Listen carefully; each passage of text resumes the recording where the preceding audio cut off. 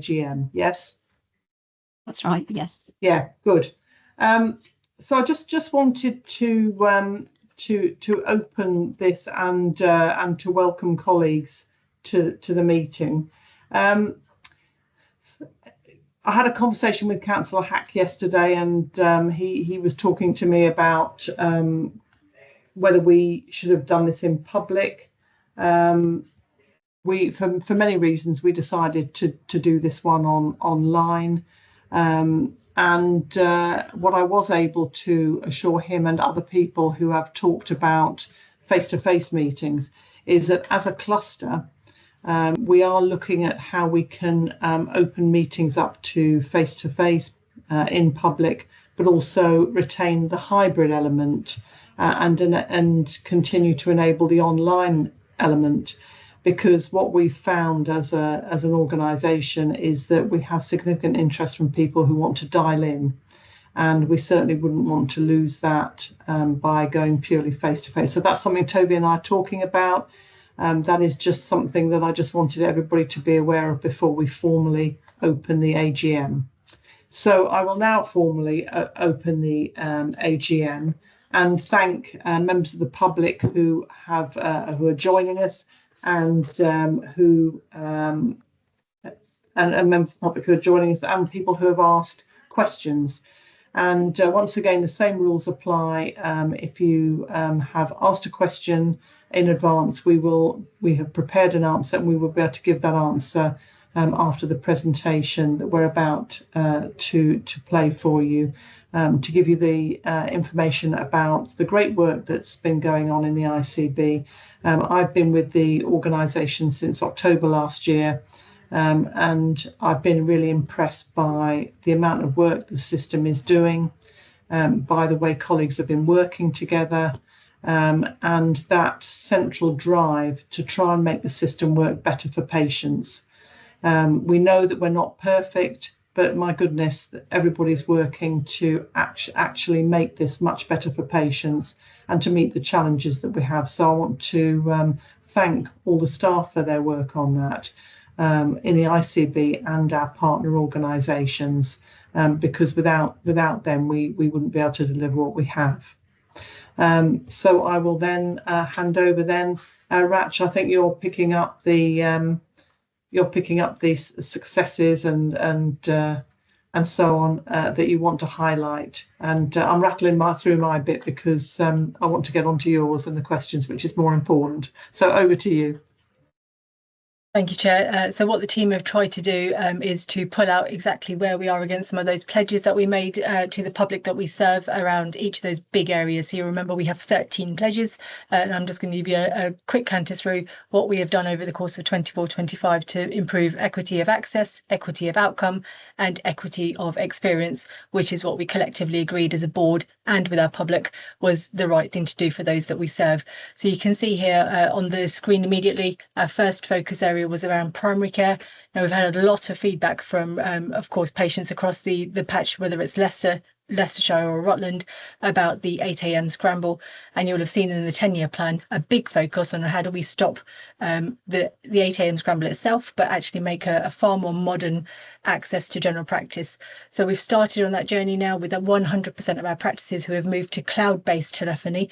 So for those of you who may not know what that means, that effectively means that you don't hold on to a ringing phone line. Effectively, you're either placed in a queue and called back, which is hugely popular with those practices that have implemented that, or we are looking at ways to make sure that you get access to services in a different way, which is the online consultation, which is the second part of that bullet point, around 100% of practices having access to that online solution. One thing that we've been trialling recently is the use of artificial intelligence for triage and navigation, again, to help with that scramble for appointments. We're trialling 2 different services, both of which have been evaluated really well from both a quantitative perspective and a qualitative perspective. And what we are seeing in those practices is that those who can use those solutions are using them. But what importantly it's doing is freeing up phone lines and practice staff for those actually who can't or choose not to use those digital solutions. So actually what you're getting now is a spread of practices and appointment availability to support support people who need either on the day appointments or appointments further down in terms of downstream. Chair, if I may just pause on this one for a minute, a little bit longer, because of how important it has been from people to make this better for them. A lot of our practices that are trialing these new technologies effectively are now telling us that they have appointments left at the end of the day. We have never been in a situation, certainly not in Leicestershire and Rutland, and I'm sure that echoes across the Midlands and nationally, where our practices are saying, if somebody phones at 2 or 3 in the afternoon, I still have an appointment to give them, because of some of the technology solutions that we're using, routing people to the right people in the first phone call rather than 3 or 4 hours later, has been really important. So we really want to build on this in 25-26, certainly in the conversation that we've just had about winter and about neighbourhood services and creating that real ethos of care where people call home effectively. So it's been really important, really proud of the teams that are working on those things. In terms of community care, you heard that case study that we presented to you at board for those of you who attended the public board. This is around using our neighbourhood services across health and care in an integrated, seamless way. We have a joint funding pot called the Better Care Fund, which we have been using over the course of the last kind of 9 or 10 years to really embed those services in. And you heard some of the great stuff that the Integrated Crisis Response Service do, but equally the services that we have across Rutland and County, which support our people in the same thing. The key thing there, integration, seamless services, and looking after people in the most holistic manner. Now, we know we want to grow that because of the feedback that we've had from both the staff and the patients about the impact. We're working that through from 25-26 onwards about how we really grow that to look at proactive care, not just reactive care, in line with the 10-year plan. This intermediate care service, which people may not know necessarily much about, when you're in hospital and you need further support at home, we had a cohort of really quite vulnerable patients who we were noting were staying in hospital beds for longer than they needed to because we didn't have the right solutions in the community. So our teams got together across UHL, LPT, local government, and our patient group as well, who helps us with this, designed a pathway which quite simply just works 100 times better. We implemented that pathway, and I'm pleased to say that this team are now up for a HSJ finalist award for integration and getting the best patient outcome by looking at things in an integrated, seamless way. So this bit is all around keeping people safe and proactive in their own home. Thank you, Dowja, I think, who is running the slides. Next few things to tell you about then, the next big bucket of feedback we get from people is about long-term conditions and making sure that our long-term condition teams can both find people earlier to prevent disease that can be preventable. They optimise the care of those people, therefore slowing or stopping progression of disease. And when people become more sicker, we have a coordinated way of looking after them. And that's what these 3 examples are giving you here. So our diabetes service, which is again one which is the national specification is based on. It was designed and trialled here in Leicester by our diabetes service, which is nationally renowned. All 104 practices now delivering those services, which are effectively a much more holistic, integrated way of dealing with diabetes. And you can see there improvement in those measures that about the management of diabetes. Another very exciting thing that colleagues have put together, again, driven by our clinicians, is called Lucid. This is our integrated chronic kidney disease care delivery project, which basically finds people earlier with chronic kidney disease and optimises their treatment by bringing our consultant body and our pharmacist body and our general practice body together. Again, integration and across boundaries of primary care and secondary care into general practice and optimising the care of those patients. Again, this was a HSJ Finalist Award for last year, but really great patient feedback in terms of we're not having to go to see 8 different people in 8 different locations, and I know my care is managed. Very similar focus from a respiratory perspective, particularly around our homeless population, who are a really vulnerable population 2 winters ago, where we were looking at some of the data of people who are accessing respiratory services. You can see there this outreach service that we've put together in partnership with our general practices and our community teams, with real impact, real people, supporting them through a really vulnerable time. Thank you, Dowja. Just quickly then touching on maternity and women's health, you'll have heard about the women's health hubs that we have trialled. We've got 3 of those across Leicestershire and Rutland, and the immediacy of the impact that we've seen for women has been actually quite incredible. So you'll see there numbers that we just don't see. A 7.5% increase in screening from the previous year, and we've got that down to levels, neighbourhood levels effectively, so that we can see where we need to target this and focus this properly. And the feedback from the women who are accessing these hubs is that I get 7 or 8 things looked at in one go, rather than having to go to, as I said, 7 or 8 different places, which is just incredible for the women that it serves. We've also increased access to menopause care, and you can see there again, waiting times reduced from 2 weeks to kind of 2 to 3 days. And the last time I looked at the data for this quarter, it's almost turned into a single day's wait, which we know, particularly if for women who need the service in a bit more of a crisis area, we are able to support them without having to seek help elsewhere. Thank you, Dalgit. And then 2 big pieces of work that, again, we have been working on collaboratively across health, social care, public health, and our local authority services. In children and young people service, again, a lot of the feedback that we were getting from the young people that we serve is actually the way that you've set up services for children are not the way that we want to receive services. We want to be able to look at triage and navigation online. We want to have online services, and we want to be able to talk to somebody effectively without leaving home.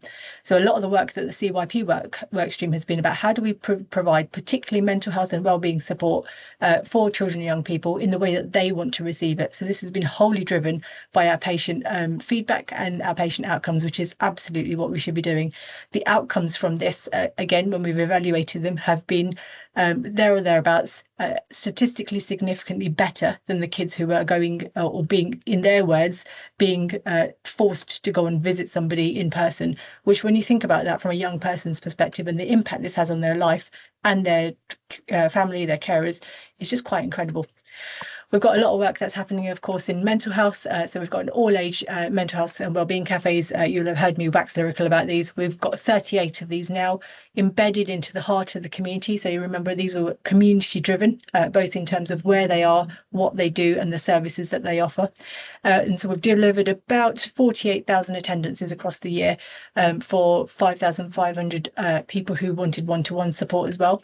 What's happening now, though, is that these wellbeing cafes are turning into things far more significant than somebody's mental health from a wider determinants of health perspective.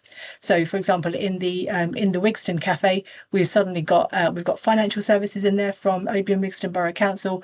We've got our social services teams from our county council, and we've got our children's teams and our women's teams who are doing the hub, all deciding to do health and wellbeing days for those populations who are accessing this care. So it's growing organically and growing by community need and by that real neighbourhood focus. So this is a 10-year plan in action right in front of you.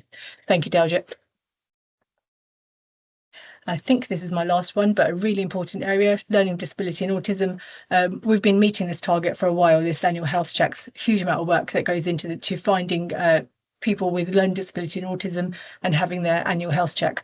What we've done over the last 2 years is we've tried to find the people who haven't come forward for 1 year, 2 year, 3 years, because we know whilst we're good at getting the 75% target, wasn't enough for us. And from an equity perspective, we wanted to know that we were reaching the people who are not coming forward.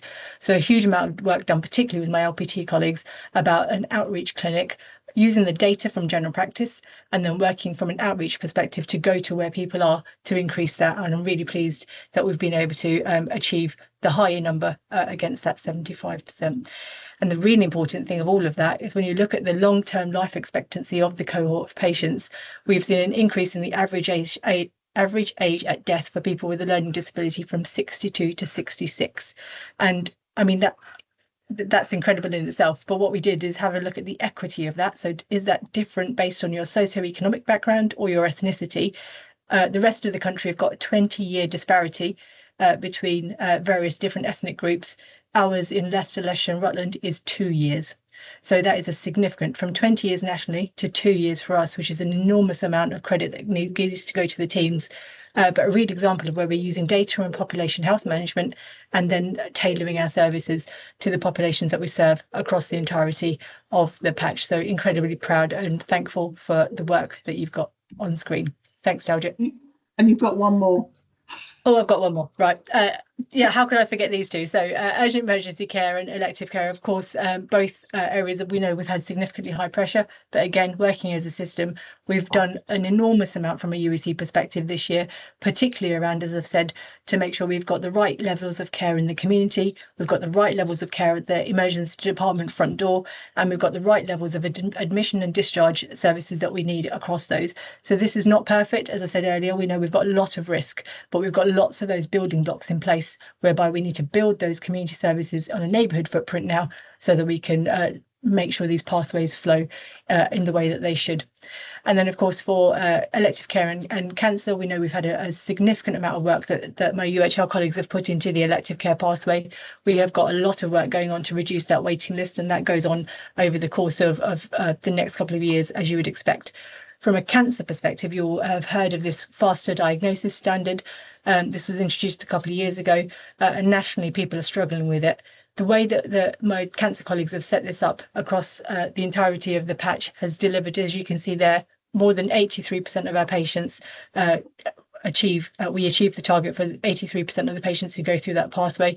The national standard is 77%, and we will continue to build on that. An enormous piece of work. And for anybody who's gone through waiting for these diagnoses, you'll understand the importance of this for the population that we serve.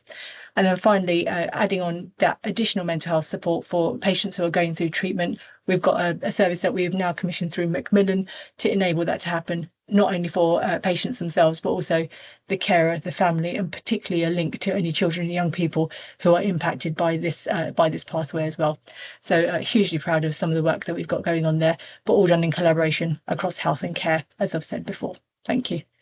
I think that's it, Chair. So if I may just finish by and I say it all the time, don't I? But that's thousands and thousands of people's work that I've just rattled through in 10 minutes. The heart with which our people are trying to make things better for those people that they serve blows me away every day. And as a board, we should be thanking all of our colleagues across every part of our health and care system for enabling some of those results for the outcomes for those people that we serve across Leicester, Leicestershire and Rutland. Thank you, Chair. Thank you. It's a trite phrase, isn't it? But a team effort. Just two words, that's what it is, isn't it? And thank you for that, because it's a rattle through some amazing work that everybody has delivered. So then over to Robert on the money. Thank you very much, Chair. Okay, so worthwhile just pointing out actually how much we receive as a system. We receive a number of allocations that cover key areas of our primary care and looking after our GPs, additional funding for pharmacy, ophthalmology and dental services. And as an ICB, nationally, we're moving what were nationally run delegated specialised commissioning services under the very much into the local population, the ICBs, and that's been increasing both this year and last year. So I think that's really important that we look at that. And for example, the discussion we had around renal services, the work we're doing in the community with lucid and the chronic kidney disease management that Ratcha mentioned, all links into actually supporting those particular services in our tertiary centre at UHL going forward. So that's really positive. And then we receive other funds for our other healthcare areas. And a small amount of funding, 20 million in total, for us to manage that 2.8 billion budget. So just how we receive our allocations. In terms of how that is then used, on the next slide, thanks Daljit, you can see that the bulk of the funds still remain going into our acute services, but over the last couple of years we've managed to maintain the percentage in those areas as opposed to increase it despite all the pressures. And you can see that we've been doing continue to make sure that we're putting the money where we can into the services as outlined through our community mental health and developing the voluntary sector. So it's a positive statement in terms of trying to maintaining the position and not growing the sectors that we don't want to, which is particularly important as we move next year into more strategic commissioning of health and prevention, and they're delivering the 10-year plan as we obviously have been doing through our 5-year plan and the work you've seen already. If you go to the next one, Daljit, thank you. So how we delivered the value for money. Well, I think you've seen that through Ratch's presentation just before, and I think that's key, the services and the successes that we've had. But we do that very much. We do work across, as an ICB, we work across NHS, private sector, as well as local authorities and the voluntary sector, to make sure that we can do it the best we can to optimise the money that comes into the system and the value for money we get for it. Notwithstanding that, we still have to deliver cost management reduction and efficiencies, and last year we delivered that, a break-even position, although let's be clear, we did receive as a system and as an ICB deficit funding support, and we're all supported with additional allocations at the end of the year that supports us and maintained a break-even position. That remains, though, a challenge going forward, with the fact that we have an underlying position that is not in balance at this stage, but we're working towards delivering that. We've talked about the initiatives from patient pathways, waiting times, and all the work we're doing in the community, again, covered that.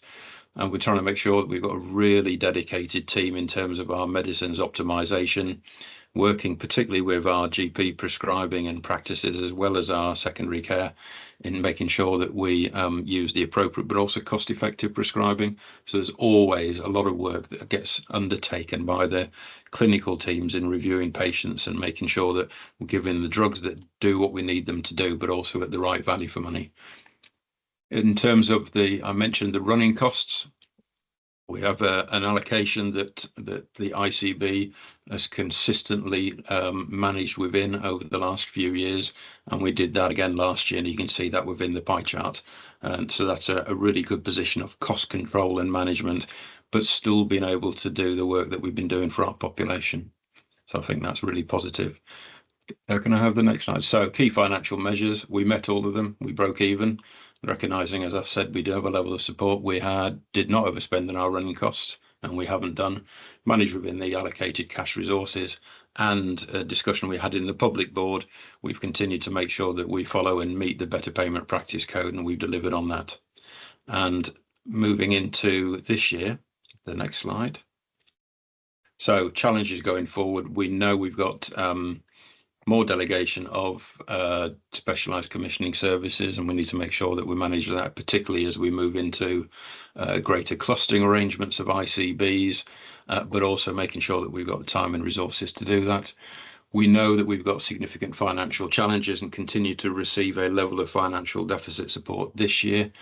And therefore we've got to make sure that we manage our funding, again, talking about cost management and mitigation, so that we can continue to make sure that we're putting our money where it needs to go, supporting our patients and our community. That is against significant ongoing inflation beyond funded levels. So we've got to manage the growth, and we've got to manage the cost increases as best we can. And we're also, again, making sure that we're reviewing our total costs across the cluster as we work forward to cluster, in terms of managing and reducing our management costs further, as is also a national imperative. So some real challenges going on, but everybody's making, continues to have the focus on delivering for our patients. And I will halt there in case there's any queries. Paula.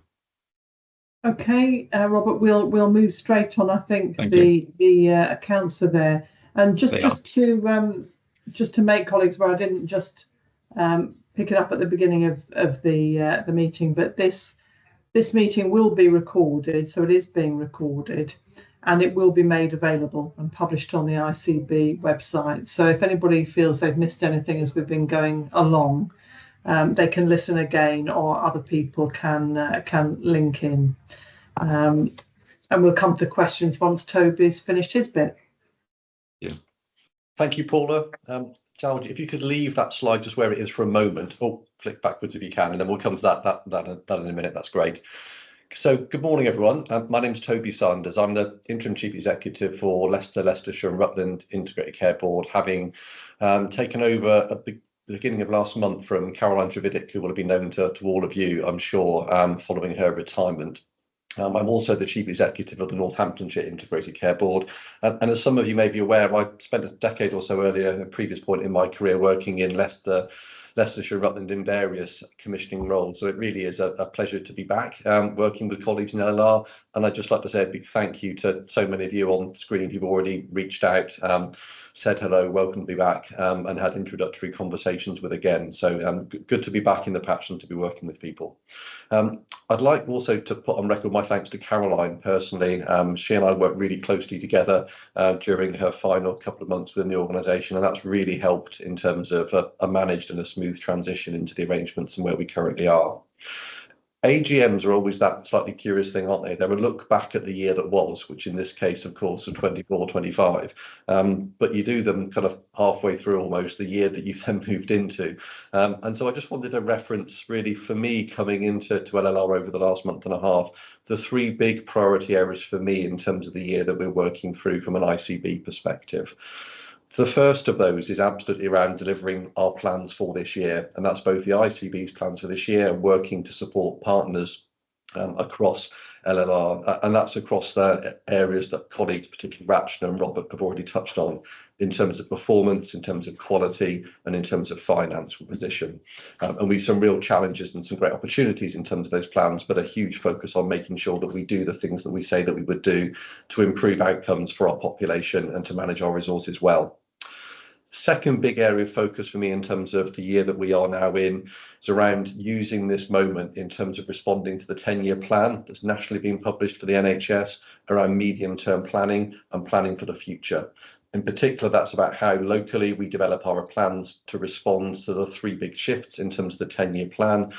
But it's also really importantly for me about how we strengthen the focus within the ICBs around neighbourhood services. Huge area of opportunity for us in terms of improving patient experience and care across LLR, which builds on some of the tremendous work already out there with primary care, with community services, with local authority partners and others. So first big priority around in-year delivery, second big priority for this year around planning for the future and laying the foundations for the things that will be so important to our future areas of work. And then the third big priority around managing some of the transition and change in relation to the role of integrated care boards. And Dalji, if you could just move me on to the one slide that I do have that speaks to this. Some colleagues on the call will be aware some really significant changes aligned to the 10-year plan for the role of integrated care boards. We're still relatively young organisations, of course, having kind of only been brought into existence back in 2022, but already a real recognition of the important role of integrated care boards as strategic commissioners in terms of our focus on population health, working with particularly local authority, public health colleagues in understanding the health needs and issues facing our population. That use of resources focus that Robert was describing in terms of how we make sure that really substantial investment we make into health and care services for our population is placed and aligned to the improvement that we need to deliver, and making sure that we are working with partners across the system, particularly with providers, with our collaborative arrangements and with our neighbourhood service models that are coming forwards in terms of delivering those plans and making sure that we realise those benefits and improvements for our population. There is a really significant internal organisational change piece that sits alongside this. The two ICBs across LLR and Northamptonshire are coming together into more of a clustered arrangement and working very closely together. That's in common with much of the rest of the Midlands, where we're seeing some of the similar sized ICBs working together in a way that supports the distinct populations and places that we serve and making sure we retain that absolute focus on our places and neighbourhoods, but looking at those things that we can do really brilliantly and well once across those cluster arrangements in a more efficient way, in a more streamlined way, and a better way for taxpayers as well. And we've had some great examples in the public board already this morning around areas like research and innovation, where there's a huge opportunity for us to build on the best that we have in both of those systems. So the final thing, Paul, I just wanted to acknowledge in terms of the year ahead, particularly speaking here and directing my comments to staff within the ICB, it is a year of significant change and transition. That will be a year that for many of our staff causes some uncertainty and some anxiety. But I know my commitment and yours also, Paula, is to provide really clear, consistent leadership as we work through this period and to try and give people the certainty around their roles and about how they can play their best part in terms of this really important strategic commissioning agenda as we move forwards. Thank you. Thank you. Thanks, Toby. So in terms of where we are in terms of time, we're just about out of time that we did allocate to this session, but I do want to try and pick up some answers to the questions. What we're going to do is we're going to make sure that those who have asked questions will receive a written response. But I do just want to pick up a couple of the questions, if I can, in the remaining few minutes, because I think we've had these questions submitted to us. So I think it's only right that we try and answer some of them openly at the AGM, and then we'll get back to people individually. I think we've been asked about financial pressures by Lauren Bland, who works in LPT, and I think we've talked about the financial pressures. What we're making sure through the work that we're doing is to make sure that we are being as cost effective as we possibly can be, but also making sure that we put patient safety at the heart of what we're doing. So we'll continue to do that. And Lauren, thank you for that question, and a more comprehensive answer is coming your way. The biggest advancements was asked by Mandy Ferrand, who is a member of the public. And I think what we've tried to do is set out some of those really big advancements that we've made.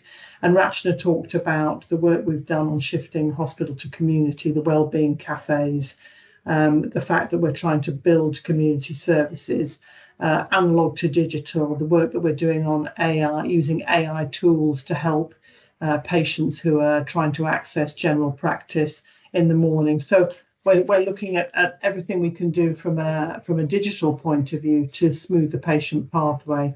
And from treatment to prevention, Rach talked about Lucid and the stuff that we're doing with Pharmacy First and so on to try and get patients the earliest access they can and help to prevent deterioration. Challenges, she also asked about challenges, and of course the financial constraints are one of the biggest.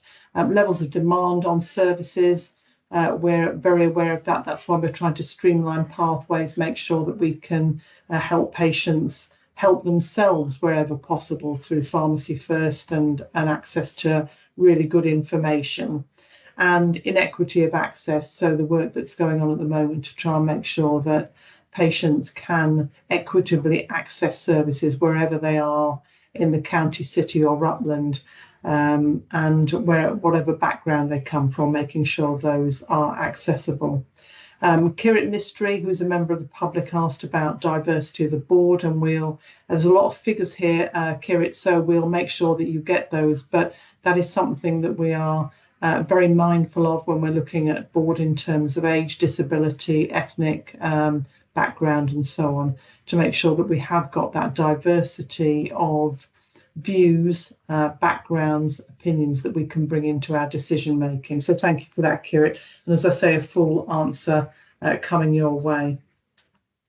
Alan Davis, who is also a member of the public, he asked about how we make sure that we don't just rely on good old Royal Mail for letting patients know about what's happening with their appointments and so on. And I think Richard Mitchell is going to step in and just answer that one about the systems UHL use to make sure patients are alerted to their appointments and progress and information. Richard, can I just bring you in on that one?